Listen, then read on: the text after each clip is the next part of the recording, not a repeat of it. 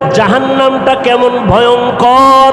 ওয়াইলুল লিকুল্লি হুমাযাতিল লুমাযা আল্লাযী জামাআ মালাহু ওয়া আদ্দাদা ইয়াহসাবু আন্না মালাহু আখলাদা কাল্লা লা ইউমবাদান্না ফিল হুতামা ওয়া মা আদরাকা মাল হুতামা নারুল্লাহিল মুকাদা। আল্লাহ তাআলা এই সূরার মধ্যে বলে, ওরে জাহান্নামটা কেমন জানো? এটা আমার আল্লাহ পাকের পাওয়ার আলা বড় আগুন। দুনিয়ার আগুনের থেকে হাজার হাজার হাজার গুণ বেশি পাওয়ার হবে, তেজ হবে জাহান্নামের আগুনের। দুনিয়ার আগুন হাতে লাগলে হাত জ্বলে, পাও জ্বলে না। আর জাহান্নামের আগুন আল্লাহ বলেন যে কোনো জায়গার শরীরে লাগা মাত্র কলিজা পর্যন্ত ভুনা হয়ে যাবে। 500 বছর দূর থেকে জাহান্নামের আগুনে গুনাহগারের চামড়াগুলো খসে খসে পড়ে যাবে।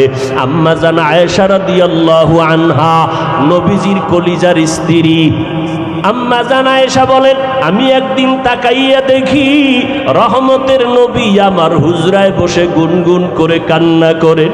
আমি জিজ্ঞাসা করলাম, ও রহমতের নবী, আপনি কাঁদেন কেন? আমি আয়েশার কোনো বেয়াদবি হয়েছে নাকি?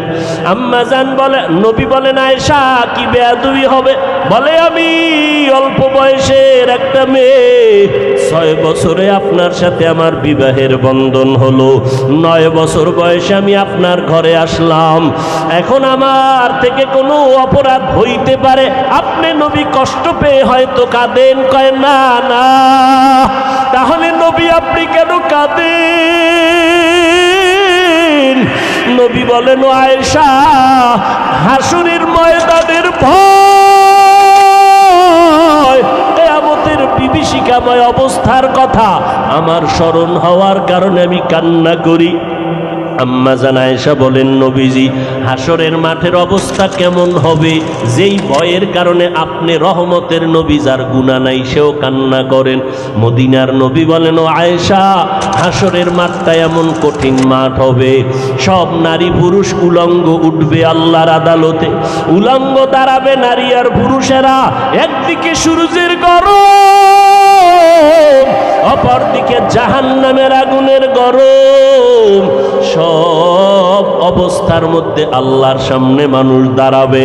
আল্লাহ তাআলা অপর দিক থেকে রাগান্বিত আওয়াজ দিবেন, লিমানিল মুলকুল ইয়াউম লিল্লাহিল ওয়াহিদিল কাহ্হার।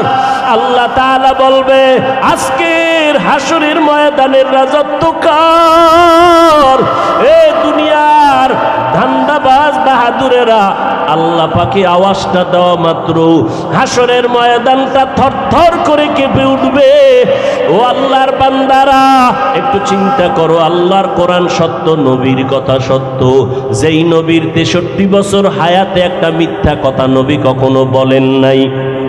বেঈমানেরা পর্যন্ত, নবীর দুশ্মনেরা নবীকে আল আমিন বলে